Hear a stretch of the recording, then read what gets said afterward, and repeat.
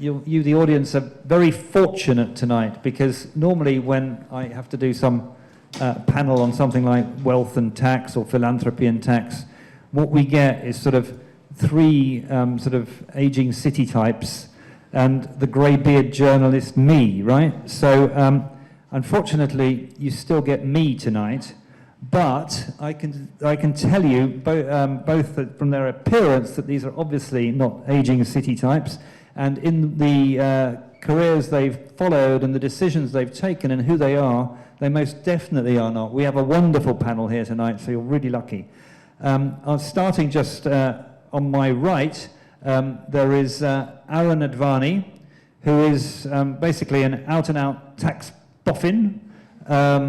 He is Assistant Professor of Economics at Warwick University. He's a research fellow at the Institute of Fiscal Studies and a visiting fellow at the LSE. He's got a particular focus on those with high incomes and high wealth.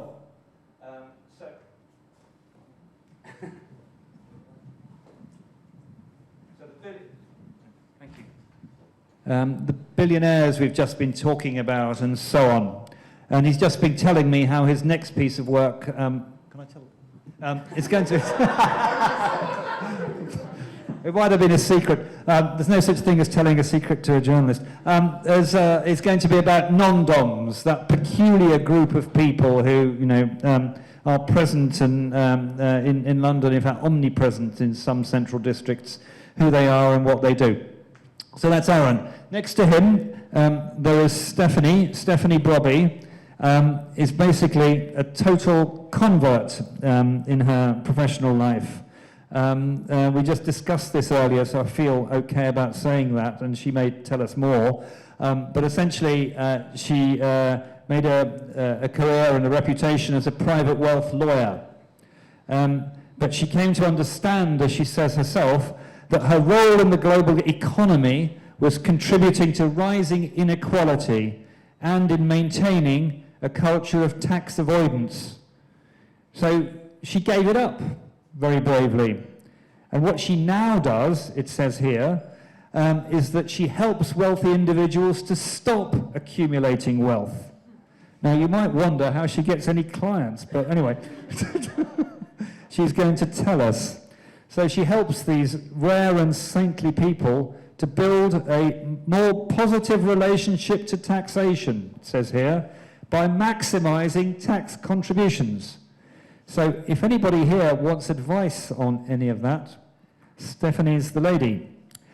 Formally, I should just say, Stephanie is founder and CEO of the Good Ancestor movement, which was launched precisely in response to the issues she raised in her own career, and frustration of the people who have wealth but don't know how to approach the right kind of wealth advice.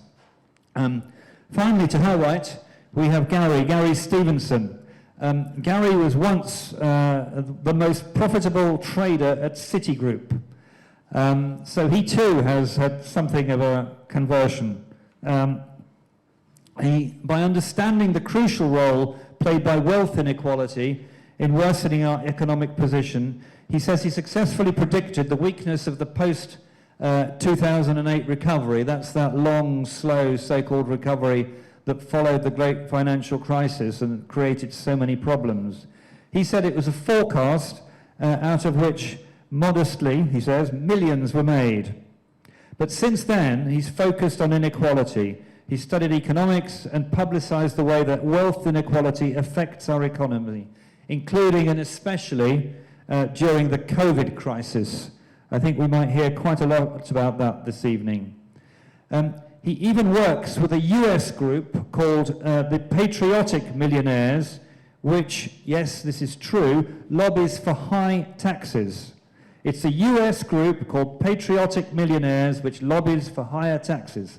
So he's going to tell us more about that. Again, you'd think it's not a club that many people would want to join, but they do.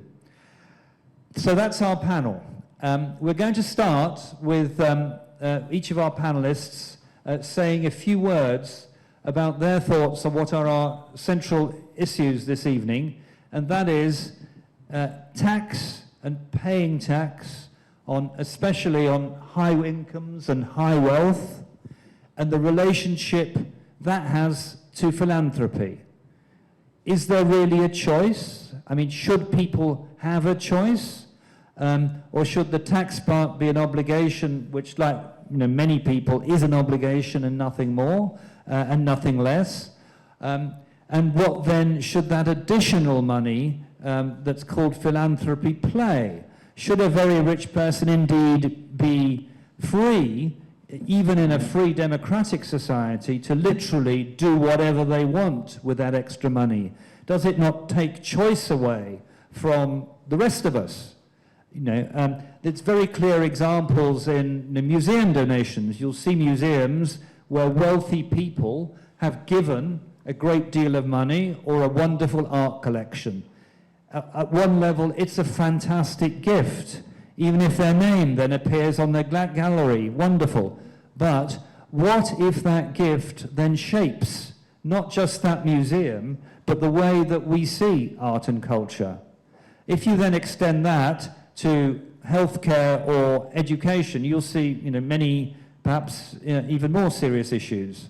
So this is just sketching out very briefly the lie of the land. I'm now going to ask our panelists to say how they see things from their, as you've heard, very particular points of view, and very interesting. So I'm going to start with Aaron on my right. Aaron, you tell us how you see things. Thanks, Stefan. So I guess I wanted to just start with kind of three overarching thoughts. I think it's on. I'll be loud, don't worry. So I thought I'd start with three overarching points relating to this topic of philanthropy and tax. So I think the first is, philanthropy is fantastic. It can do all kinds of things. There are plenty of things it can do wrong, but there are lots of examples of great philanthropy that people can point towards and say, look, philanthropy achieved this. So and so set up some great foundation and it's found some progress in medicine, or it's helped set up some schools somewhere or something else. Those things may all be great, and there is such thing as philanthropy, but it's just not the same thing as the state. The state is really important. It has some features that can only really be provided functionally by the state. You can have individuals set up their own armies or their own police force. We don't tend to think of that as something that's good for the rest of society. We think of those as militias and not really being very effective. There are plenty of other areas where we may be worried about what the role of private money is in terms of setting that up. So you could have, a good example in the US is within the justice system. So I run a charity called Discover Economics, and it's about trying to teach people about economics, because I think economics is really important to everyone's daily lives, and people in the UK don't get taught any economics in schools. You may happen to if you are one of the half of schools that have access to economics, but most people don't have that. In the US, there's a similar kind of worry that maybe economics is really useful, it's really helpful, but lots of people don't have access to it. What could we do? Well, judges, it might be very helpful for them to have access. So it turns out a group of right-wing billionaires, including the Koch brothers and various others, set up an economics course for judges. It focuses on a very particular set of economic examples and issues, and there's now compelling economic evidence done by academics, not myself, showing that these judges, when they've been on this course, it's there in principle just to teach them information, to give them education about important issues. By giving them the education presented the way it is, it leads to them giving much more right-wing judgments, where they basically side always against unions, always kind of actually surprisingly against competition in favor of larger firms, because those larger firms may be producing particular kinds of outputs that are potentially valuable. And they, in fact, give those judgments using more economic jargon in their judgments, which means that other judges are less willing to overturn them because they feel they can't interact with them. So again, education being provided by particular people with a particular agenda can be really problematic. So the first thing is, there is such thing as philanthropy, but it should not be a substitute for the state. And we may want to be careful about where it fits in. The second is, philanthropy is the word we use when very rich people give money. But normal people, the rest of us may have money that we want to give for purposes. We call that charity. Now, this is, we all have things that we want to support, things that we think are valuable. If I give money to charity, or if my dad gives money to charity, as someone who's unemployed and he gives money to charity, he doesn't get any kind of benefit from the state for doing so. If someone on the basic rate of income does it, the charity gets a little bonus. They get an extra 20% topped up by the state. If someone who is very rich and is paying a high rate of income tax does it, they get their charitable donation subsidized at an even higher rate. So if we think that charity is important, that is great. People should do that. We should not use the tax system as a way of subsidizing the rich giving over the poor giving. That doesn't seem like a very sensible thing to do. And that relates generally to this role that Stefan raised about what taxes do the rich pay, and how is tax kind of optional in a sense. When you look at individuals on relatively low incomes and you look at the tax they pay, their income basically tells you what tax they pay. There's nothing they can do once they have a particular income to get out of whatever tax that they owe. When you look, some of the work I've done looking further up the distribution, as you look at richer people, there are richer people who pay what you'd expect them to pay given what the headline tax rates are. They really pay that kind of full amount. There are others you see who pay much lower rates. So, say £2 million, you see a quarter of people who are paying an average rate of about 47%, which is the income tax rate plus national insurance. There's another quarter of people who are paying something like 10%. The other half of people who are somewhere in between. And the variation that comes from is the fact that as you get richer, and it gets even more extreme as you go further up. As you get richer, tax starts becoming optional. And I think Stephanie can probably speak to some of the issues around how people can structure their income and their wealth, indeed, to be able to achieve that. But there's a big question for us of philanthropy is great, but it's the additional bit. Tax shouldn't be a negotiable stage first, and at the moment, tax for too many people is negotiable. So firstly, philanthropy is fantastic, but it should not be a substitute for the state. Secondly, the amount of tax we pay shouldn't be negotiable. And the third thing is that when we pay money in tax, we then democratically, collectively decide how that money is spent. When people make philanthropic donations, that is them deciding what they think is important. And so we can come back to the question of whether they should be able to spend their extra bit on whatever they would like to. But certainly, on the thinking about philanthropy as a kind of a substitute for tax is a way of people who are doing that opting out from the democratic process where we all get to decide what we think collectively in society is important and therefore how we should pay for those things. So I think for those three reasons, we should be careful about thinking about philanthropy as a kind of substitute for tax. Thanks. Great. That contrast with the use of word, the philanthropy versus charity, is something I've never thought of before, but it's very helpful. Thank you. And very insightful. Good. Stephanie, tell us how you see this complicated and, well, as you know, sometimes murky world. Thank you. I might just fill in some gaps, actually, given that you alluded to my radical conversion. I was hoping that you would. It's quite poetic, actually, because it happened, I suppose it was crystallised after a couple of years of becoming more and more politicised around wealth inequality. Actually happened in the old conduit building. And I'm looking at a friend of mine who's in the second row, who's a dear friend, who said two things to me on New Year's Eve in 2019. The two things were, the first was that there were more food banks than branches of McDonald's in the UK. And that was obviously before the pandemic. And what really shocked me about that was that, obviously it's a horrific statistic, but I was really upset about the fact that I didn't know that was the case and that someone had to tell me. And thank you for telling me. The second thing she said was that, according to Dr. Nicholas Nassim Taleb, the three most harmful addictions in life are heroin, carbohydrates, and a monthly paycheck. And that really changed everything for me, and I basically blew up my legal career, turned down partnership, and decided to pursue a rather uncertain and adventurous path in setting up the Good Ancestor movement, because I believe really passionately about mobilising capital for the benefit of the planet and its inhabitants. As to the question of, well, the title of the event is "What can the government do better than I can?" And I think that question is fundamentally misguided.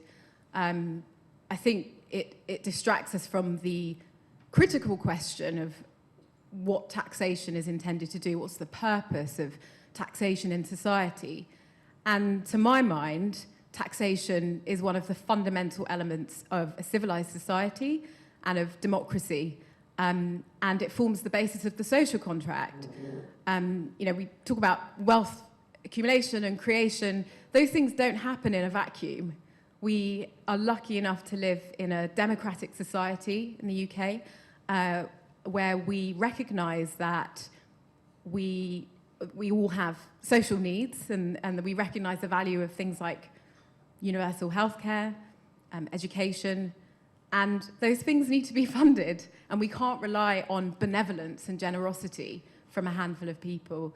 As good as philanthropy can be, I'm sure many of us have been recipients of philanthropic funding, and there's a better way to do philanthropy and a worse way to do philanthropy, and we can have that conversation another time. But we can't rely on the benevolence of a handful of people to fulfill the social contract. And I was listening to Michael Sandel's episode of Desert Island Discs recently, highly recommend it. But he said something that really struck me, because fundamentally, what I believe about this conversation about taxes, it's not really about accounting and money. It's about culture and the way that we see society and we see our role in society. And he talks about when he moved from Minnesota to California, Southern California, when he was 13, and how he noticed the culture of individualism, and he called it something like the kind of unemancipated individual. And he talked about how he noticed that culture of self-sufficiency was really corrosive for family and communities, because the focus was all on individualism, which cut people off from their moral and community ties. And I very much see that kind of philosophy and practice has invaded our thinking, has been kind of worsened, exacerbated by perhaps myself and my colleagues in the private wealth system that surrounds wealth holders and that influences their thinking, and that we've failed to realise that actually it's not, individualism through philanthropy and distributing money on one's own terms isn't going to save us. We need a system of fair taxation to underpin the social contract. Thank you. Could you just tell us a bit more about the Good Ancestor movement? In particular, how much interest have you had from rich people who feel they need help in paying more tax? And just tell us who these people are. I mean, what are they like? I'm not going to tell you who they are, but I will tell you... Tell me what they're like. I will tell you that today was fraught because we signed another private client.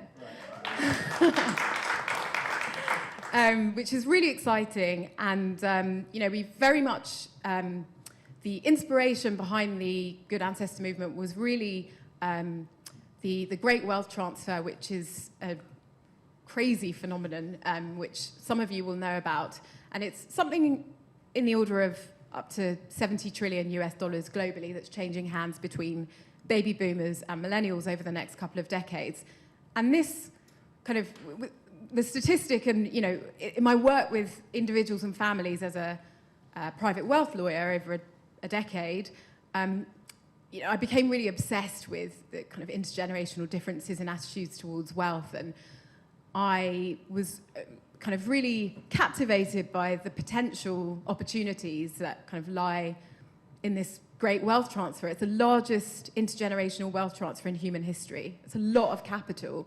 And it can go one way or the other. We can harness it and put it to good use for the benefit of the planet and its inhabitants, or not.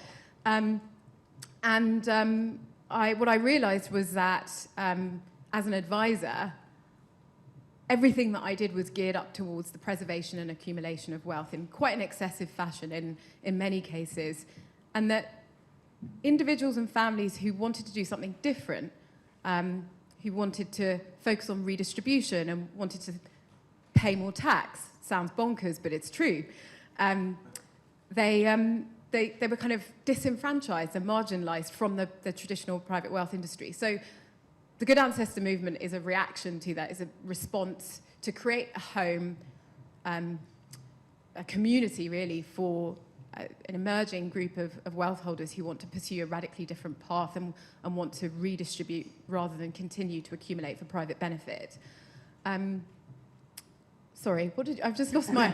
It's just so good. I wasn't expecting a lawyer or even an ex-lawyer to identify clients, but is there anything about these people as a group which separates them from other kinds of wealth holder? Yeah, there's some really interesting characteristics, I suppose. We're very lucky that we've been working with a cohort of individuals on our inaugural Reimagining Wealth programme, and I suppose the common characteristics, one thing that's really amusing is that pretty much all of them are vegetarian or vegan, right? And that's, I think it sounds flippant, but it's actually, these people are really thoughtful and have quite strong values around climate and the environment, and make choices based on their values. They're people that care really passionately about society and about public services and public investment and want to do more. People that believe in the state. And when I say the state, I'm not just talking about the executive in public administration, I'm talking about us. Because to my mind, it's all about the obligations that we have to each other as citizens. So it's really an extension of citizenship for the people that we work with. And people that are curious and thoughtful and really prepared to do the work of learning and unlearning, and to embark on a kind of lifelong journey of aligning their wealth stewardship and redistribution to their values. Vegetarians, fascinating, absolutely fascinating. Right, Gary, you mentioned wealth inequality and as one of your key interests. Perhaps you could tell us a bit how that fits into what we're talking about. Yeah, I never wanted to be an inequality campaigner. I never wanted to be a tax campaigner. I wanted to be a damn good economist. I wanted to be a good trader. To be totally honest, I wanted to make a lot of money and I wanted to be successful. And I went into the city, and my job was to assess the strength of the economies in the world and when would they recover. And I saw the city predict that they would recover next year, every single year for 10 years, and be wrong. And I realized that the only way to be a good economist and to be a successful trader and to make a lot of money was to understand the role of inequality in the economy, basically. To understand that wealth inequality is growing. It's the fundamental cause of why the recovery from 2008 has been so weak. And also to understand that it doesn't fix itself. So if we don't do something about inequality, the economy doesn't get better over time, it gets worse over time. So problems such as housing affordability, low wages, difficulty in social mobility and getting good jobs, they will get worse if we don't fix wealth inequality. And when I was working as a trader, I concluded that we weren't going to fix those, so the economy was going to get worse. So I started to bet aggressively that the economy would never get better, that it would constantly get worse. And by the end of that year, I was the most profitable trader in the world for one of the biggest banks in the world. So for me, it's not complicated. If we don't fix wealth inequality, it's an economic disaster. It's happening now. We're seeing it. I've been betting on it for 10 years. I've been right for 10 years. I've made millions of pounds doing it. If we don't fix it, it's a disaster. Okay, so then the question of philanthropy or tax. For me, it's not a complicated question. It's what fixes the disaster. Okay, so if we rely on philanthropy and we don't fix the tax system, then, a lot of perhaps really nice people get a lot of names on a lot of libraries and the economy goes off the cliff. And, that's fine. You can have a lot of things named after yourself while the economy is going off the cliff if you want, but the economy is going to go off the cliff. And if we rely on fixing the tax system, regardless of what happens with philanthropy, we can stop that economy from going off the cliff. And that's the people I grew up with being able to have houses to raise their kids in. So that's it, Philanthropy, the car goes off the cliff and maybe some people feel really great about themselves. Tax, we can stop that from happening, okay? So then why do I care about philanthropy if really I'm saying it's all about tax? And I'm a tax campaigner, I'm going to say that. And to be honest, I didn't used to care much about philanthropy. But I've joined this group, Patriotic Millionaires, which you mentioned. And the organizer for the UK branch is in the crowd. And she's going to kill me if I don't say that there's a UK branch here. So, you guys are living here, you guys can join. And, we met. And she's working really hard to try and bring people into this group. And I said to her, how's it going?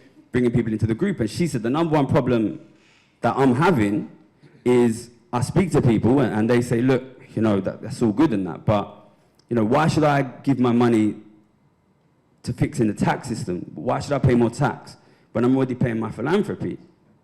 Now, look, listen, if we don't fix the tax system, there's a disaster, okay? Listen, if somebody wakes you up in the middle of the night and knocks on your door and says, listen, a neighbour's house is on fire down the road, we've got to get down there, we've got to wake the family up, we've got to get them out, we've got to put the fire out, we've got to call the fire brigade, you're not going to turn around to that person and say, listen, I know their house is on fire, but I already give a lot of money to philanthropy.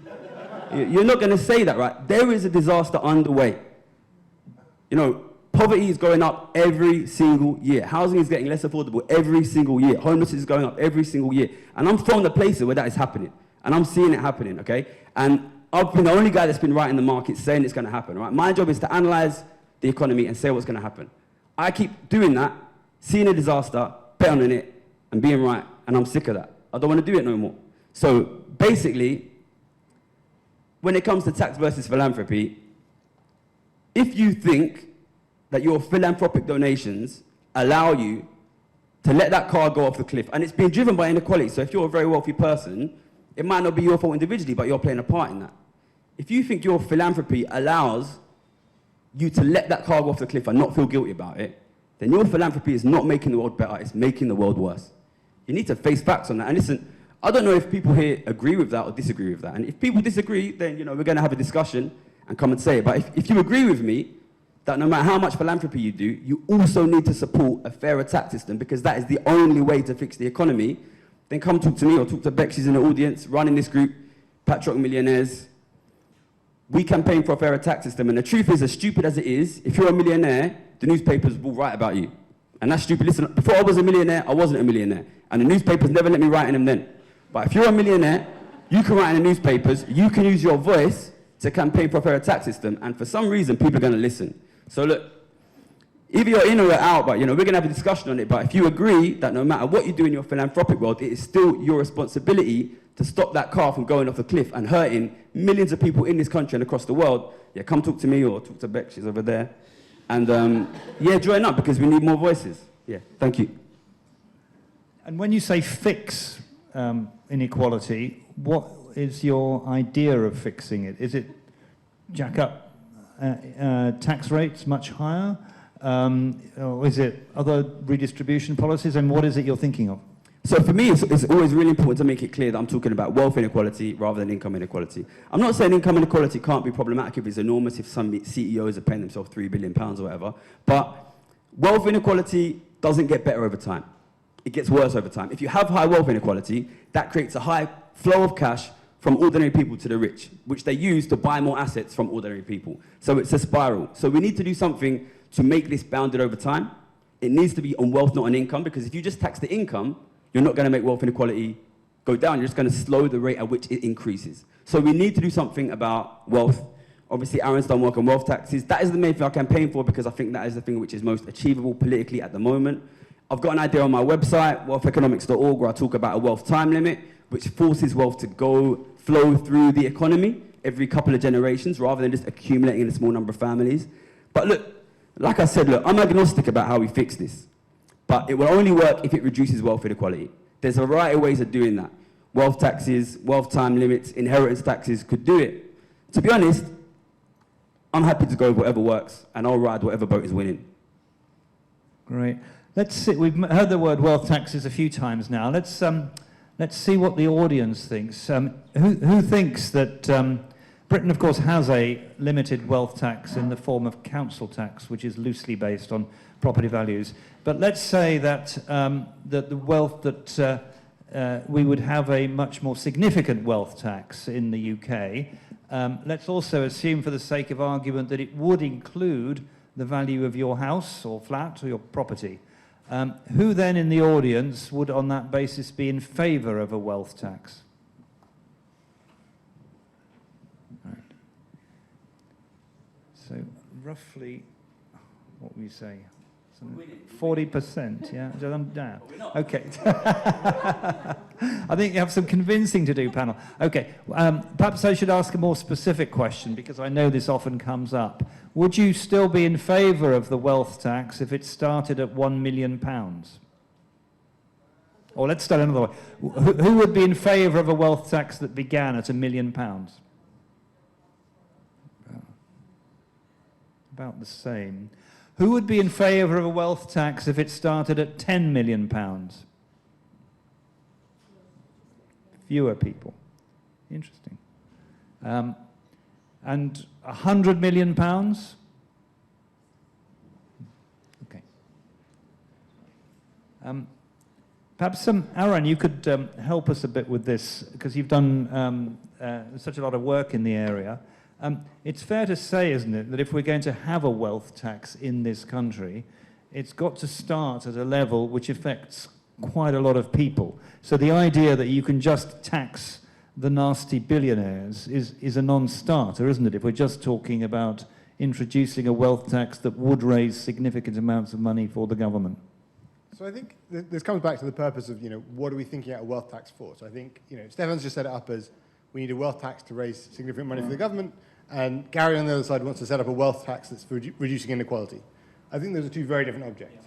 So if you're trying to raise money for the government, you need a tax that, you were trying to do it through a wealth tax, you would probably end up needing to cover quite a lot of people. It would also not be the best way to raise lots of money for the government.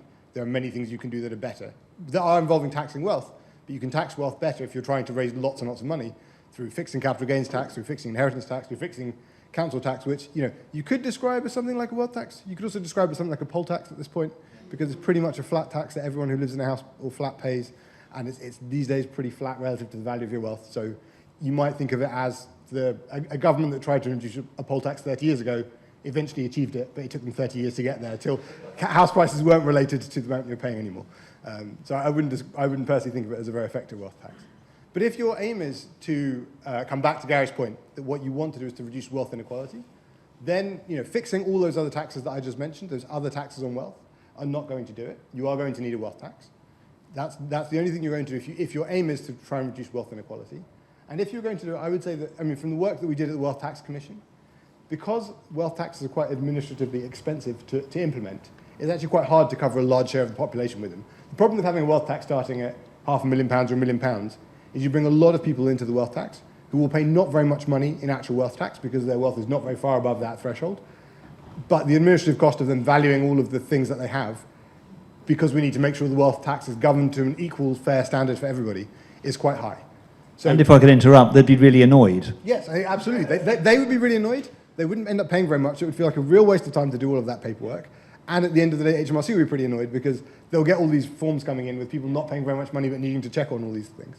So when we looked at it, we said that if you wanted a wealth tax that was for the purpose of trying to reduce inequality, we would start at a relatively high threshold. If you were starting at, say, £10 million, that's like 22,000 people. If it's like you could do it at 5 million. You could do it up from there. You kind of can't really do it below that in terms of the revenue you get per person compared to the amount of hassle it's going to kind of create. So I think you're starting at that point. £1 million is not really a starter. You'll get a lot more money that way in principle, but you also waste a lot of money in people's time being wasted in admin that we don't think is a sensible thing. So if you want a wealth tax to tackle inequality, we would think of starting at 5 or 10. Or you can start higher if you want to start higher, but we wouldn't be starting below that for the purpose of reducing wealth inequality. Because if you're trying to reduce wealth inequality from relating to those other people, the way you do that is for fixing inheritance tax, fixing capital gains tax, fixing council tax, fixing the existing taxes that are there that are more straightforward to fix. And will raise plenty of money without the administrative hassle that you have from a wealth tax. And the question of philanthropy, aren't we giving philanthropists here rather a tough time? If I could just take the counter-argument. If you look at if you look at history, you can think of examples of people who have, at least superficially, had a very positive role in their societies. So I'm thinking of Andrew Carnegie, the steel baron, who financed clinics and libraries in the United States and in Britain, many of which are still there today. His name is on many of them. They're called Carnegie Clinic or Building or Library and so on. There are hundreds, if not thousands of them. So there's one example. Another example today might be what the Gates Foundation is doing in the fight against malaria. Now, it's not over and it's too early to say, but you can't doubt the commitment, the amount of money that's gone into it, the amount of scientific and medical effort that's gone into it. And you could say that it would have been very hard for governments to focus that amount of money, that amount of effort and attention onto such an endeavour, especially as it's an international, global thing, and as we know, governments find it, well, we all do, but governments find it very difficult to cooperate. So would you, in this higher tax space, Stephanie, leave space for that kind of philanthropy, or how does that kind of philanthropy fit in your universe? I think there's a couple of things. I think when we talk about philanthropy, we need to recognise that philanthropy is part of a system, the prevailing economic system that we have today, which enables certain groups of people to accumulate vast amounts of wealth at the expense of other people and communities. Typically, that involves the extraction of land and natural resources in an unsustainable fashion, but also the exploitation of labour. And sounds very serious, and it is, frankly. But philanthropy is part of that system, and you know, I'm a beneficiary. I have received grant funding from charitable foundations. Otherwise, I'd probably still be at my office as a lawyer entering my timesheets right now. But I got some grant funding, which has been able to get me going and to start the Good Ancestor movement. Philanthropy can do incredible things, but it can never replace the state. It can never replace what government can do. And we just fundamentally, we can't rely on the generosity of philanthropy to fulfill essential duties that the state owes towards its citizens. Yeah, I'm not suggesting replacing the state, because that's clearly an argument that's not going to have much traction tonight. But supplement the state, and indeed do things that the state, so the Gates example, that's something that the governments of the world would not have done. Yeah, I think there's definitely a role that philanthropy can play at this time in mobilising resources that support social movements. And, you know, many of the people who are actually driving the changes that we need to see in the world, we don't know. They're frontline people, grassroots activists, incredible leaders, both in the global north and global south, who know what the solutions are for their communities, and they just need the money. They just need people to write them checks and commit to funding them for 10 years and, you know, to crack on with what they're doing. And I think philanthropy can be an incredible, addition of capital, particularly in countries where the state isn't as strong, where government isn't as strong. So I'm not saying that, I am saying that there is a role for philanthropy if it's done well, but we must always bear in mind that the goal shouldn't be to perpetuate philanthropy, because it's part of a system that is causing economic and ecological destruction.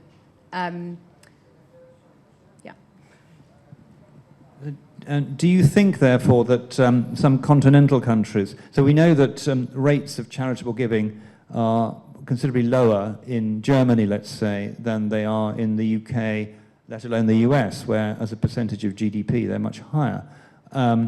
But that is the inverse of the tax rates. So in the US, tax rates generally are lower, somewhere in the middle in the UK, and higher generally in continental countries where the charitable giving is lower, the philanthropy is lower. Do you think then that they've got it right, or at least they've got it closer to being right? In Germany or in Scandinavia? Or maybe Aaron? I was just going to jump in because there's nice academic evidence on when you change tax rates, do people change their philanthropic giving. Yeah. Actually, one of my co-authors and colleagues who's here today was reminding me of this paper earlier. And there's not very much evidence that when you give people more tax breaks for giving, that they give slightly more, but compared to how much you're losing in revenue in exchange for getting a bit more money from them, basically trying to use tax as the way of getting more money from them is not the solution. So I think sort of saying, well, look, in the US, tax rates are lower and philanthropy is higher.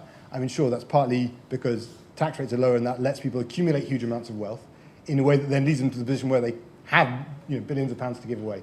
You don't get the billionaires in Germany because They don't have a system that gets them to that point in the first place.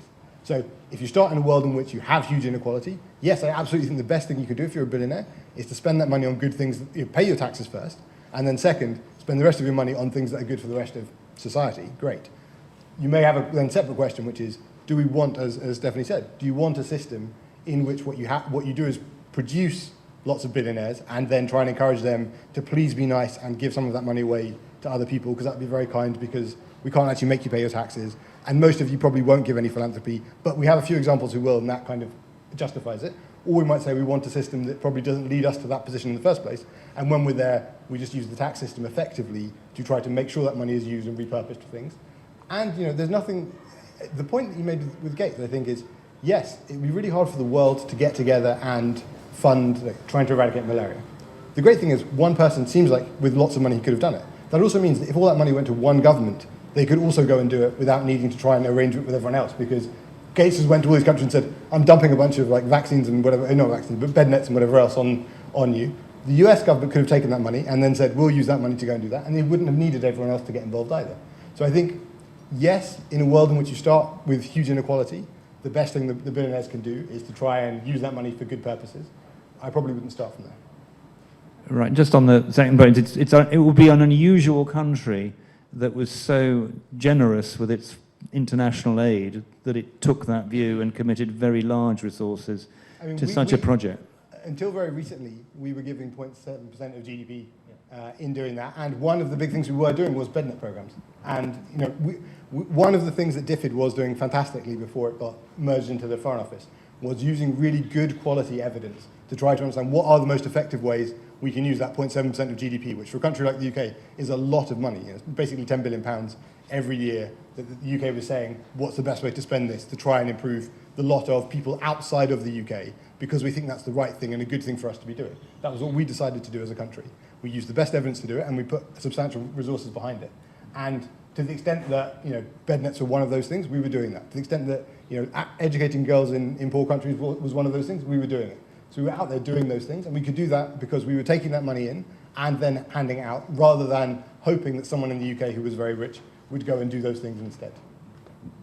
So going back to my comparison with continental countries, I mean, I was rather suggesting that maybe that is something that we should be aspiring to. These are, or not. You don't think so? In the German case, taxes are, well, it's not the wrong word. It's not the tax rate that's higher. It's the amount of tax in GDP. The total amount collected is higher, and in Scandinavian countries too. In those countries, philanthropy rates tend to be lower. All those things, these are hard to measure. Is that the direction that we should be travelling in?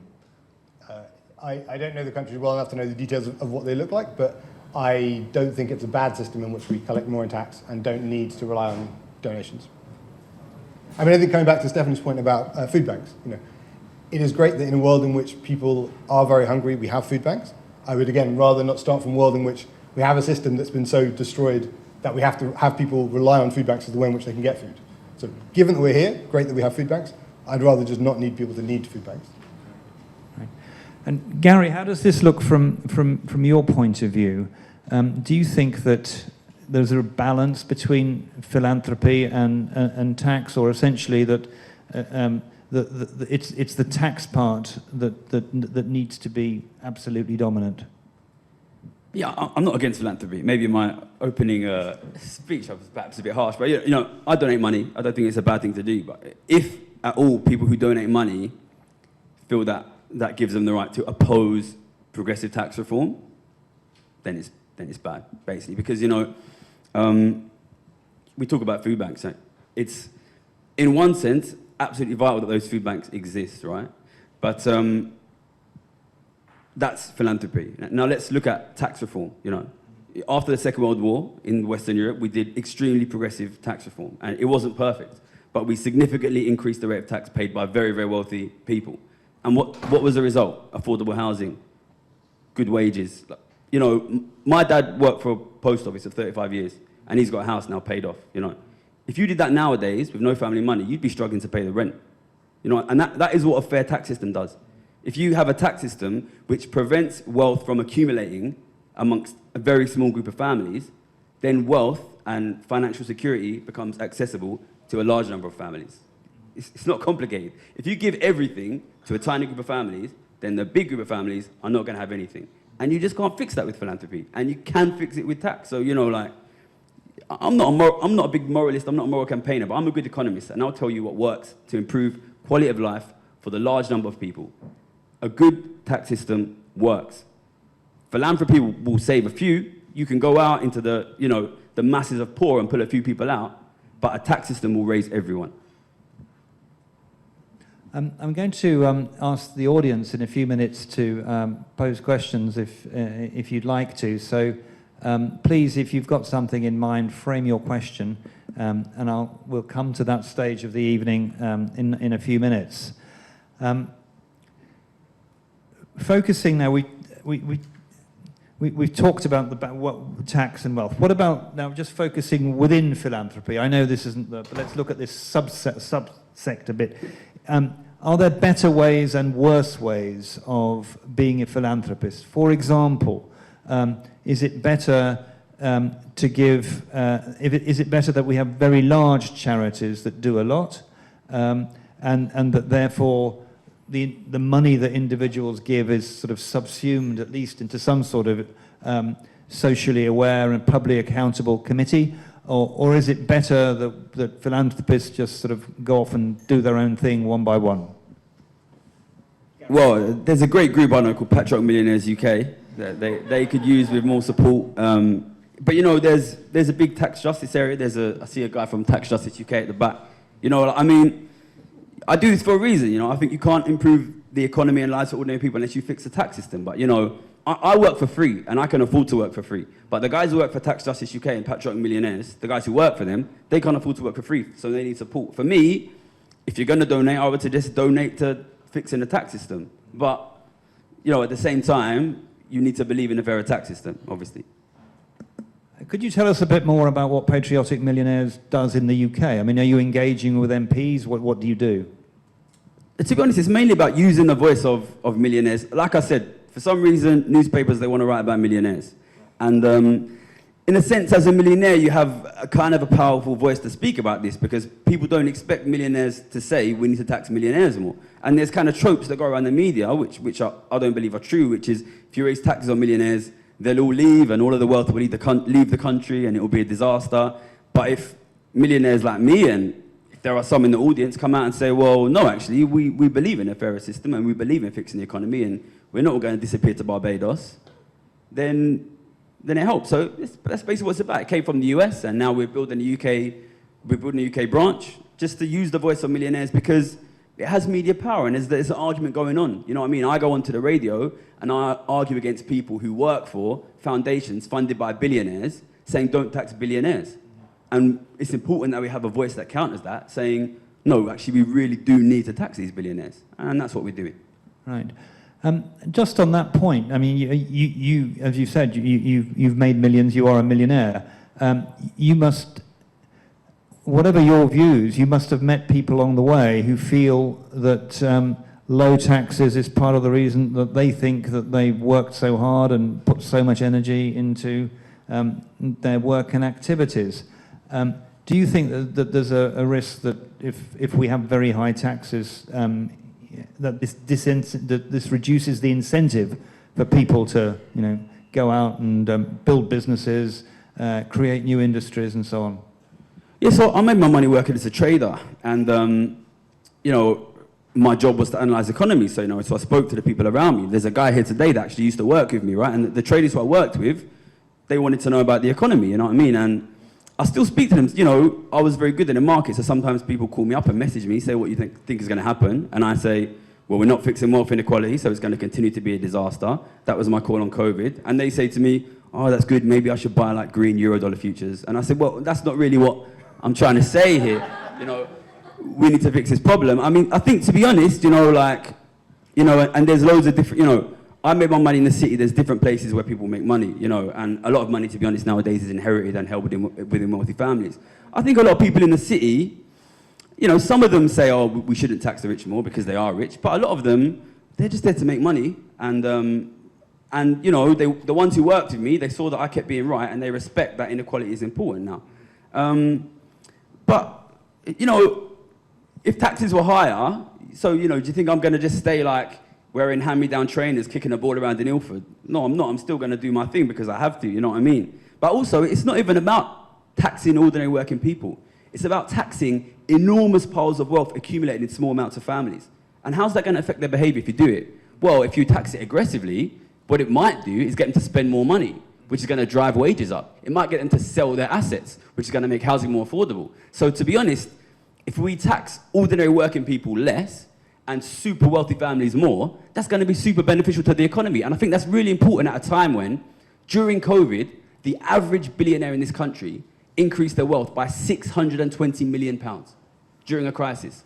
And yet ordinary working people have seen their taxes go up by 2.5%. So we're doing the opposite here. And how is that going to benefit the economy? If you want the economy to thrive, you need to get these super rich people to spend their money because that drives up wages and that creates jobs. Let's look now at the specific kind of wealth tax, which is inheritance tax.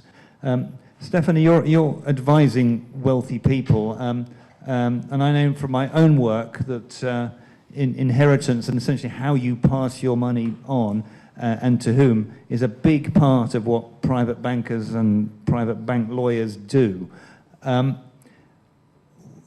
you find that the people you're now speaking with are not interested in passing their wealth on to their children, let's say, or their other heirs, or they're less interested? I mean, what do they say about this issue?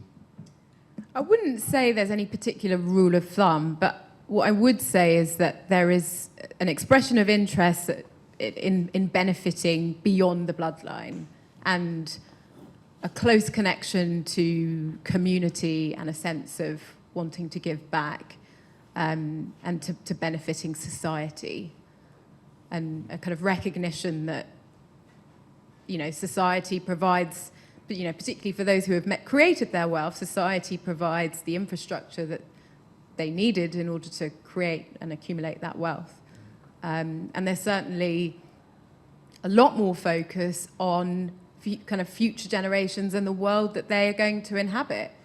Will any of the trappings of this life matter if we're on the verge of ecological collapse? So I do think that is something that a lot of people are thinking about, and that that's why we're called the Good Ancestor movement, because I noticed that people were really preoccupied with the idea of legacy when they started to think about philanthropy and giving back.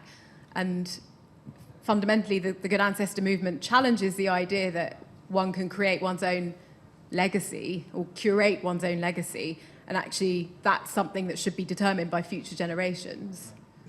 But are they then prepared to give quite a lot of money at the expense of their direct heirs, as it were? Yes. Aaron, what's your view of inheritance tax? I mean, because it's there already, isn't this a good way, actually, of increasing and developing and making a fairer wealth tax for the UK, rather than trying to launch something which, as you know, is very controversial, and to build political consensus around it would be very difficult? Why not instead at least start by reforming inheritance taxes, making them work well, and explaining to people why we're doing that? Yeah, so absolutely. We have an inheritance tax. It only affects about 4% of households, or 4% of estates. So 4% of people who die will have their estate pay some amount of inheritance tax. So it is already a relatively concentrated tax aimed at the top end, although 4% is still more than the very top set of people. So the question is, should we think about a wealth tax as well instead? How to put the two together? We thought, when we were working at the Commission, we thought the inheritance tax reform was basically an essential thing that we absolutely must do. And one of the most striking figures that I saw, not produced by us, produced by the Office of Tax Simplification, and their reports are not the most fascinating reading for people who are not tax buffins, but there is this graph that is just this most, if you're thinking about inheritance tax, it's the graph you need to look at. And it shows you that, so the way the inheritance tax works for a typical household is £500,000, assuming you own a house. It's completely tax-free for an individual. If you're a couple, then it's basically £1 million. And then after that, you're paying supposedly 40% on everything above that. And so what you see is that the average rate of tax you're paying on your wealth will be nothing on the first million plus whatever you pay on the rest of it. So you should expect to see it kind of rise and eventually hit 40% if you were super rich. And what you see is it rises, it rises, it rises. At about £2 million for the value of an estate is about 20%, which is roughly right. You had £1 million, you didn't pay anything. £1 million, you paid 40%. That's 20%. So it's going like you'd expect. And then suddenly, the average rate of tax you pay just drops off and drops and drops and drops and drops. So that about an estate of about £10 million, the rate is about 10%. And there are some notes underneath saying, by the way, we think that at the top end this is an underestimate because this misses anything that people gave more than 7 years before they died. It also misses anything they put into a trust. So why is there this huge drop-off? This huge drop-off is because, again, the tax system is full of various kinds of holes. Some of them are particular reliefs that we give people. So there are reliefs if you can put your assets into a business, if you can put it into particular share classes, if you can put it into agricultural property. It's not a kind of accident that James Dyson owns huge parts of the countryside. It turns out that owning those huge parts of the countryside, he doesn't drive a tractor, but it will give him the ability to hand that money on to his kids without paying tax on it. So these reliefs we know are in the system, and we can fix those. Those are all things we should absolutely do. The only case then for a wealth tax on top of that is basically people like me are probably not as smart as people like Stephanie, and so people like me will provide some reforms that how you will make the inheritance tax better, and then people like Stephanie who haven't had a Damascene conversion yet will say, but I found this other loophole here, and I found this other loophole there. And so the question is, do we think we can make inheritance tax watertight? If you think you can make it watertight and there's no way that people are going to then get out of it, then fine. A reformed inheritance tax is kind of what we're going for. It's the kind of the solution to people can make as much money as they want in their life, but they can't just freely hand it out to their kids who can then just sit and live on that rather than doing something else. I mean, when you look at some of the wealthy estates in this country, you think about the names that who's the Duke of here or the Earl of wherever. The reason that they are the nth Duke of whatever, and yet they still have this huge estate that belonged to their however many ancestors back, is because inheritance taxes haven't worked. And that's why that family has still got that wealth going all the way through the generations. So if you think you can design an inheritance tax that's watertight and won't have people reform it or lobby to have it changed or have smart people try and find holes in it, then you can stop there. If you think that even when you do all those things, there will be people who will try and pick holes in it and find other ways around, then the upside of a wealth tax is every single year it's going there and taking something away. So the hard part is it's more costly to do that because you have to find stuff out every single year instead of just doing it once in everyone's, not quite life, but once every generation effectively. But the downside of the once a generation thing is that's so infrequent that people can plan around it. They can find different solutions that let them do it. And that's where a wealth tax might have a role in terms of trying to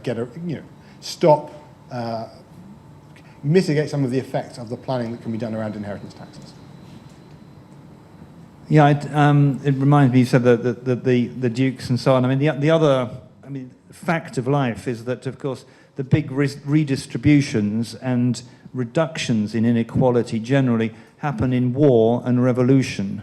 And at least speaking for myself, I think we need to avoid both those options, which is why we need to focus on reforms and the lines that we've all been discussing. And maybe it would be time now to turn to you, the audience, and see what people would like to ask about and what you'd like to get the panelists to comment on. The lady over here was first, at least. I also have to apologize. I'm wearing my reading glasses, otherwise I wouldn't know where I was. So people at the back may have to wave their hands around to get noticed. But I can see you, for instance. But let's go to this lady here first. I am a lady, if Yes. you're allowed to say that Oh, these days. God, I've forgotten about that. But, yeah, so thanks for calling, I am a lady, and so at least you could see that from there, and I'll let you say that as well. I found it absolutely fascinating. I found all of you fascinating with what you say, and I set up a charity about 15 years ago, but I also came from a background where I'd been in a family business, and it allowed me to work for no money, for no income. And one of the things I noticed, like Stephanie, is that I had to go to philanthropists to get investment into the charity. It's still going, it's a cancer charity. And that it wasn't a very sexy charity. It wasn't the Royal Academy, where you get great visits and great perks. Nobody really wanted to go and visit Imperial College and see cancer patients and things like that. So there was an inequality in raising philanthropy for something that wasn't sexy. And in fact, the more the mortality rose in the cancer that you were dealing with, the worse it was to try and gain income. But that's an aside. And then I realized there was, a lot of philanthropists want to create a naming opportunity, even though I know probably all the good people here don't, but there are a lot of philanthropists out there that do. And one of the things I did, and I'd like Aaron's view on it, there's two things I'd like your views on, because as you say, with inheritance tax, there's all sorts of clever things that can be done with trusts or non-doms. So one of the things that I thought about was, well, if a philanthropist wants a naming opportunity, why don't the government actually join in and say, anybody who pays £1 million tax, they get a roundabout named after them. Anybody who pays £10 million tax gets a street. Anybody who gives £100 million gets a new town. And so that really, and then that's a system you want to buy into, rather than you having to choose your own thing and looking like you're doing good. You'd look bad that you didn't give the money to the government in the first place to get your roundabout, So that's your question? So that was really my main question, is what do you think of that as an idea that the government, instead of trying to beat the philanthropist or whatever, tries to get them to actually feel really good about giving their money to the state? Right, great idea. Gary, do you think that will catch on? We'll have to build a lot of new roundabouts, won't we? So I live in Milton Keynes. We've got loads of roundabouts that need naming, so it's, in Milton Keynes that would be great. But my concern basically is just that, listen, I think people should feel good about paying their tax. You should feel proud if you pay. I've paid a lot of tax in my time. If we rely on making them feel good, this kind of, underneath that, we're kind of assuming that we're still giving them the option to not pay it. You know what I'm saying? Listen, name what you want. I grew up on Francis Avenue. I've got no idea who Mr. Francis is. It don't bother me. But make sure they pay it. Just make sure they pay it. It's the main thing. Stephanie? I would say that the nurse who has to go to the food bank, who is about to have their national insurance contributions increased and struggling to pay their energy bills, deserves the name on the roundabout.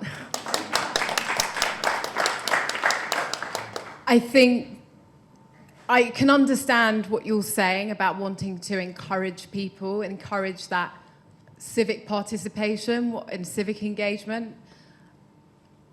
But I don't think we should need to coach wealthy individuals to pay what's fair. Because I'm going on a bit of a tangent, but one of the things I was most proud of when I was a lawyer was the fact that the UK, the jurisdiction of the UK, represents fairness. When I met so many people from many different countries, and they all talked about the UK legal system being one of fairness, and our government. And I think to over-celebrate people for paying their fair share is a step too far. While we want to encourage people to be proud taxpayers and to have a sense of civic consciousness and engagement, I wouldn't want to see them have streets and roundabouts named. I wouldn't want to be volunteering that, and I think there are people in society that deserve that more, frankly. Yeah. One of the curiosities is that it's actually really difficult. If you want to pay more tax voluntarily, you can't just sign a cheque and send it to HMRC or even put it at the bottom of your tax return, I'm paying an extra whatever, right? There's a very obscure government, I know about this because we've had some letters to the FT about it. There's a very obscure government office, something like maybe Aaron knows, it's the Government Debt Repayment Office, something like this. If you dig very hard in the gov.uk website, you'll eventually find it. And you have to direct your cheque or pay, it has to be a cheque, there's no kind of online account, and put the name of this office on this cheque, otherwise you can't even pay extra tax anonymously. Never mind, ask them about roundabouts. Right, next question. Right at the back, just to test my eyesight. Gentleman there. Sorry, you shouldn't say that. Person there. Hi, thanks. I had two questions. The first is the corruption in government. So how can we advocate for higher taxes when you have government contracts like Test and Trace being a $50 billion handout to a company that basically did nothing? Whereas I'm pretty sure that if a philanthropist gave $50 billion, they would actually get something out of it. And the second one is taxes seem to be very domestic, whereas philanthropy, like the Gates Foundation, actually crosses international borders. And any international and foreign aid that's done by governments often comes with a lot of political strings and changes every time the government does. So you can't really build anything using that. And so doesn't philanthropy play a much bigger role in those situations? Who'd like to tackle that? Gary? Can I jump in, yeah? Yeah, I guarantee you I'm as upset about government corruption as you are. There's no doubt about it. But listen, I've said it before, right? But in the first year of COVID, the average billionaire increased their wealth by £620 million. The top 250 richest people in the country increased their wealth by, I think, £106 billion. And now ordinary people are facing rising prices in the shops, rising gas bills, and also an extra 2.5% tax. So in this crisis, the wealthy, listen, I think there's some wealthy people in this room. You guys know the wealthy did really well in COVID. They're all richer now than they were before COVID. And ordinary people are facing rising gas bills, rising rents, rising house prices, and 2.5% extra tax. So look, listen, I want to get rid of the government corruption as much as you are, but please don't pretend you're not giving that money because you don't want the government to spend it corruptly. The money you're not giving is coming from my mates who are nurses, who are social workers. They don't have the choice, and they are having to pay more because the rich have benefited massively. So it's not a question of, look, I don't want to pay because I don't want the government to be corrupt. Because if you don't pay, it's not the government who gets hurt, it's ordinary people whose taxes rise. And realistically, they should be paying less and the rich should be paying more. So like, listen, we can talk about government corruption and I want to end it, but it's not you versus the government, it's you versus my mates from back in Ilford who can't afford houses and can't raise their kids. Serious, be real. Aaron? Yeah, so totally agree with that in the answer to the first question. On the second one, so on the point about uncertainty and variation, like one of the strengths about what we had with DFID, with the Department for International Development in the UK, was that funding for projects didn't change with governments. Like the Department for International Development was there to say, here are the things that work, and the governments didn't just go and randomly cancel projects. So absolutely we were putting money overseas, and absolutely we were keeping that continuity. For sure, and as I said, in a world in which we have billionaires, or forget billionaires, if we have people who are wealthy enough that they have covered their basic needs in life and think, I've got money left over, I paid my taxes properly, and I, beyond paying my taxes properly, have more money than I need to spend on things that I need for myself. Absolutely, 100% support spending that money on things that are good and helpful for other people, be that in the UK, be that overseas. I think those are great things to do. It should come, as Gary says, after you've paid your taxes, because you not paying means someone else is paying more, or you using some relief that's legitimate, that's legal, that a good advisor has told you you're eligible to claim because it gets you out of having to pay as much tax. That is just meaning that someone else is funding those things. And maybe you're giving all of that money to another country, but I think that's not your choice to make if the way in which you're doing it is by making someone else pay more tax. Because then that's you saying, I think my money should be better spent elsewhere, and I have that choice, and everyone else is stuck doing whatever the current internal government system is. Can I add one thing? Oh, sorry, do you want to say something, Steph? No. I just wanted to say, if you have a tax system which doesn't tax very rich people, that directly incentivizes government corruption. Because people like, the Chancellor is a billionaire, okay? And David Cameron made £10 million straight after leaving Prime Minister, okay? So politicians often are very rich people or become very rich people. And if you have a tax system which doesn't tax very rich people, then they're totally incentivized to do corrupt things to make themselves rich, because they want to get themselves to that level of not having to pay tax. There's a couple of things. So on the question of government corruption, I totally agree with Gary, and it gets my goat as much as the next person. But I have to push back when people talk to me about government inefficiency, government corruption.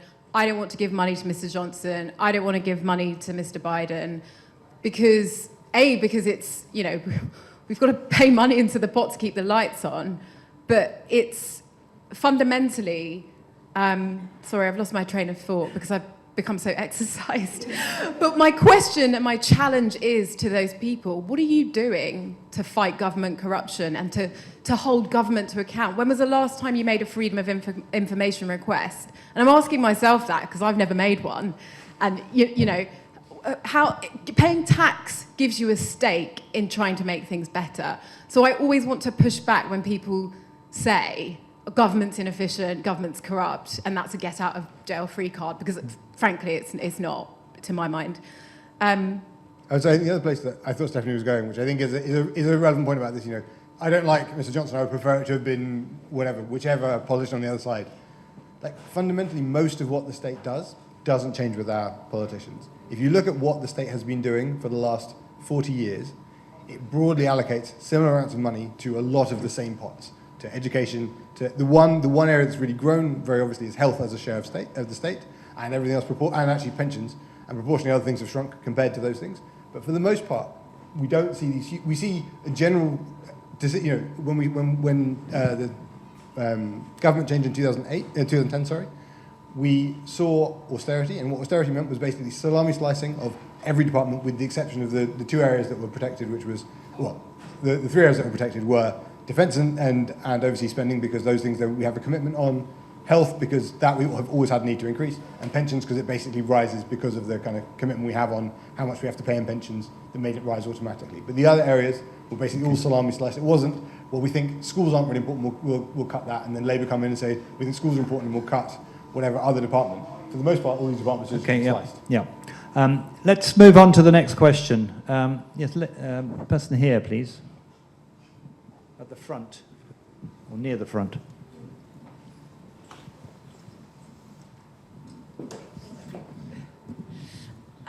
All of the mentions of philanthropy presume that the money has been given away and is doing something useful, is crossing borders, is being put to some worthy cause. But so much philanthropy will never be dispersed because philanthropy is a tax minimization vehicle. So my question is, what scope for tax reform exists in the world of foundations? How are donor-advised funds even legal in the UK, given that they seem at the heart of using philanthropy for intergenerational wealth accumulation? Yeah. Stephanie? Yeah, it's a good question, and this is why I talked about philanthropy being part of the wider. We always have to remember that it's part of the wider economic narrative and system. I mean, I do. One of my memories from being in private practice was having to set up a charitable foundation for someone who, you know, I knew that he didn't actually want to distribute the money and that was just going to sit there for a really long time. So I think kind of time limits and, you know, taxation relating to time limits and distribution, you know, could be a really interesting reform to look at, because assets can just continue to accumulate under the control of the same individual. It's just, you know, a different vehicle. So I think that's a really valid point. Right, next question, please. Let's go in the middle somewhere now. The person here in a grey jacket. Hi. Get the rhetorical bit out of the way at the beginning, which is that, yes, I do think relatively small amounts of philanthropy are often used as a narrative tool to kind of legitimise the accumulation of wealth. And now the question bit, which is actually how significant is philanthropy in this country? I mean, if we look at issues, real social issues like child poverty, probably need something like 1% of GDP, 20, 30 billion or whatever a year to fix. I can see how we can fix that through the tax system. Can we fix it through philanthropy? Who'd like to tackle that? Well, I don't have the numbers on the philanthropy, but I can tell you child poverty is getting worse. I think that's what matters. And I can tell you that the rich are getting richer. I can tell you they got a lot richer in the last year. And I can tell you that housing ownership for young people is collapsing. So there's a flow of wealth away from ordinary people and towards super rich people, and it's not a coincidence that's coming alongside increases in child poverty, but also homelessness and and food poverty. But I don't have the numbers on philanthropy. I don't know if anybody has them. But not significant enough to stop the problem from getting worse, which I think is a pretty important answer. I think it comes back to, so I also don't have the numbers, but I think it comes back to this point that, that's definitely laid out really nicely at the top, which is, in a sense, some of this question about should we be using philanthropy or should we be using tax is really starting from the perspective of, we can see this as a situation in which, for people's lives, the amount they will inherit, fundamentally, is a much larger share of the lifetime resources they'll have than it ever has been. So as wealth has increased, relative to income, how much you'll have in access to over your life depends much more on the bank of mum and dad and the eventual inheritance from mum and dad than it does on how hard you work. However much Gary talks about having, basically being a self-made millionaire, it's going to be even harder for someone else to ever follow in his shoes, and it was already hard when he did it. So that kind of thing gets harder. So in a way, the question, is there much philanthropy? Either yes, there is, and we should better repurpose it, or no, there isn't, no one's doing it, in which case, that's why we need the tax system to do it. I don't know whether people are currently giving that money away, but the point is we shouldn't be relying on that part. The money is being concentrated, and that's, the question is how do we fix the tax system effectively to make sure that it's being used to tackle the problems we have in a way that's kind of democratic and accountable. There is a number from the Charities Commission, but I just can't remember what it is. It's a fraction of the tax take, tiny in comparison, although it will be a few billions. Stephanie, you had a... Yeah, I mean, the proportionately, smaller amount of money, philanthropic capital that's available to fund issues like child poverty. I think the fundamental issue is the way it's being distributed. There is, in the audience somewhere, a brilliant man by the name of Jake Heyman who set up probably the most progressive philanthropic consultancy called 10 Years' Time. And his big bugbear, if I may say, Jake, was that philanthropists don't have lived experience, typically, of the issues that they're trying to solve, which are being experienced by the community. They haven't lived in the communities that they're trying to impact. And so often philanthropy and the third sector and the charity sector can end up being a bit like the charity sector becoming a product and which the philanthropist can buy into. There are loads of fabulous charities out there, but I think we have to acknowledge there are some problems with the relationship between charities and actually the systemic nature of some of the problems that we're trying to solve. And so it may be that a combination of lack of education and understanding around systemic and structural problems, the dynamics that are in the charity and philanthropic sector, combined with the donor, the philanthropist, not having lived experience and detailed understanding of these issues, kind of cumulatively creating an issue where the capital just frankly isn't getting to the right places and so can never really make a big shift in solving the problem. Yeah, I'm just on this point. I'm reminded of, I used to be a correspondent in India and I briefly interviewed Mother Teresa. At that point, she was opening a home for, I think it was children anyway, poor people in Birmingham, which would be the first of anything she's doing in Britain. And so I asked, why are you opening such a home in Birmingham, in my country, which is comparison to where this was in Calcutta, in comparison to Calcutta, so much wealthier? Is it because there's so many poor people, I asked. And she said, no, it's because there are so many rich people. Next question. Right at the front here, please. So I, over the last year, have been trying to set up an investment fund in private equity, and unprompted, every set of lawyers who I'm working with ask me where I want to offshore my fund. Unprompted. And I work for a charity. And we haven't really talked about the middlemen in this equation.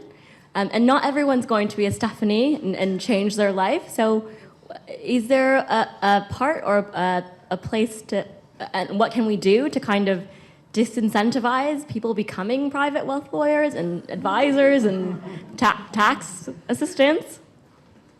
Well, Stephanie, you need to answer that one. I mean, you're talking to Stephanie 2.0, okay, right? So I always say to everybody, especially advisors, when I'm sharing about the work that I'm doing, because it is confronting and it's impossible to depoliticize it, and that can be quite challenging for people to deal with. But if you Google me, you will see a number of articles that I have been featured in advising people on how to mitigate their tax liabilities. So I was part of that system, and it's the water we swim in, it's the language we speak. Typically, professional services firms, lawyers and accountants, we have really strict regulatory codes that we have to adhere to.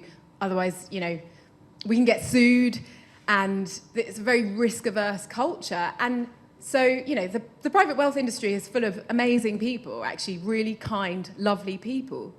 And it's a system which originally was designed specifically to preserve and accumulate wealth. And so, it predominantly consists of setting up structures. No doubt your each of the lawyers that you've spoken with have advised you on the various kind of different ways to be more tax efficient. And that's about the way that we perceive, as advisors, the way that we perceive value, the way that we deliver values to clients, typically is quantified by how much tax we can get them to save.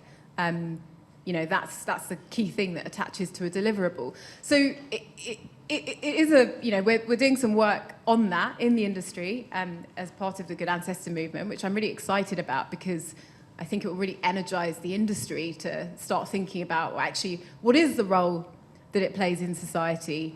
I mean, it's really interesting to note that the Pandora Papers, when they came out, no one really, everyone's thinking about Tony Blair and, the other world leaders. No one's really talking about firms in the UK that facilitate these arrangements.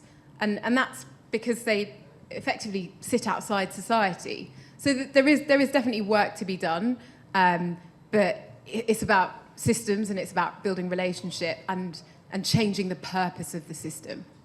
And we should also not forget that while this country has boasted in sort of improving tax transparency globally through international cooperation, and it's true, we have, we also preside over more tax havens than any other country, and we conveniently forget about that while we're preaching tax optimization to everybody else. We've got time, I think, for one more question. Yes, I think a red mask, I think. Can't see. Limits of my vision, sorry. Thank you. My question was around global public goods and state incentives. So, Aaron, as you mentioned, the UK give just 0.5% of GDP as foreign aid, which now is tied to UK foreign policy. The US, before the Biden administration, gave less than 0.2% of GDP, whilst historically having perpetuated inequality, and inequality between states is far greater than inequality within states. We live in a world where the World Food Programme have literally had to reach directly to Elon Musk for emergency funding for food, because Biden and Johnson and other wealthy governments around the world have underfunded them, and countries like Tanzania have administered less than 2 jabs per 100 people for COVID-19, as opposed to people in this country and in this room that would have had their 3rd jab.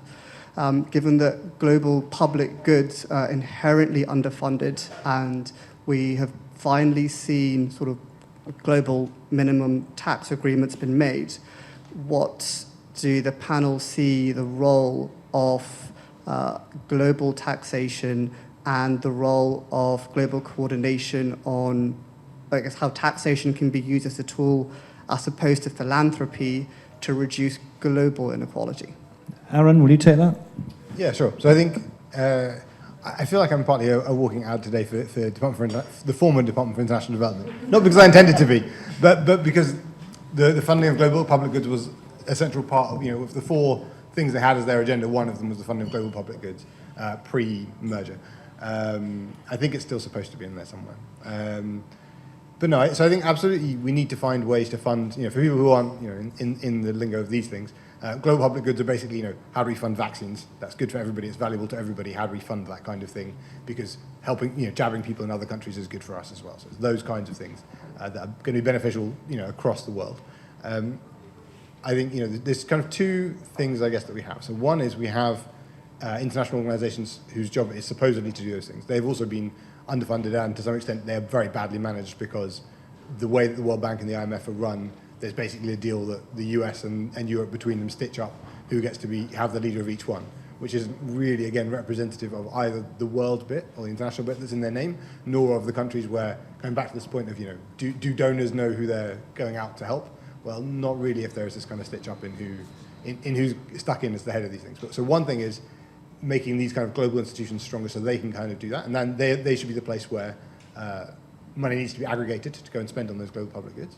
The second thing is, then how do you get more money to them, and what other global taxes can we have? I think so the question alluded to the idea that we have now this global deal on corporation tax. Something I've written before, and I continue to think is the next global deal that we need is a global minimum tax, but on income and wealth for the super rich, because it's the same issue that we have, that companies are increasing, are fundamentally completely mobile, that they can locate themselves wherever they want to, and that doesn't reflect really where their activity takes place. It just reflects where their headquarters is, and that's the way in which they can affect their tax. The same is absolutely true at the top end for very wealthy people. That where they actually live their lives and what they actually do is very different from where they'll be located for tax purposes, because they are just mobile enough that they can do that. And so what we need is an agreement that makes sure that, again, fine, we absolutely don't want to try and double or triple tax people. But we don't want double, triple non-taxation by them being located in lots of places and yet somehow not located anywhere. And so that's something that we need. And a good deal would be to agree that we do that kind of global taxation, and that money just goes straight to the global institutions that can try and deal with global public goods, rather than trying to then divvy it up, which is we've seen the problems with, of trying to divvy it up between different countries and fight over that. Thank you. I think at this point, I'm looking towards the bar, and I'm the person who decides when we get our first drink. And so I'm voting in a poll of 1 that this is now the time. As you can see, our panel have run out of neither humour, nor ideas, nor sheer energy. I think we've had tremendous value for our time and the commitment we've made. And also, all credit to you, the audience. It's terrible as a moderator to have to deal with an audience when nobody's asking questions. And absolutely fantastic that we could probably go on for another half an hour. So please save your questions for afterwards. These are issues we can all discuss. I think the last thing we can do as a panel and as a group is now to thank our 3 panelists, Gary, Stephanie and Aaron, who've given us a fantastic range of ideas to think and discuss and talk about. And please now show your appreciation for them, because they deserve it.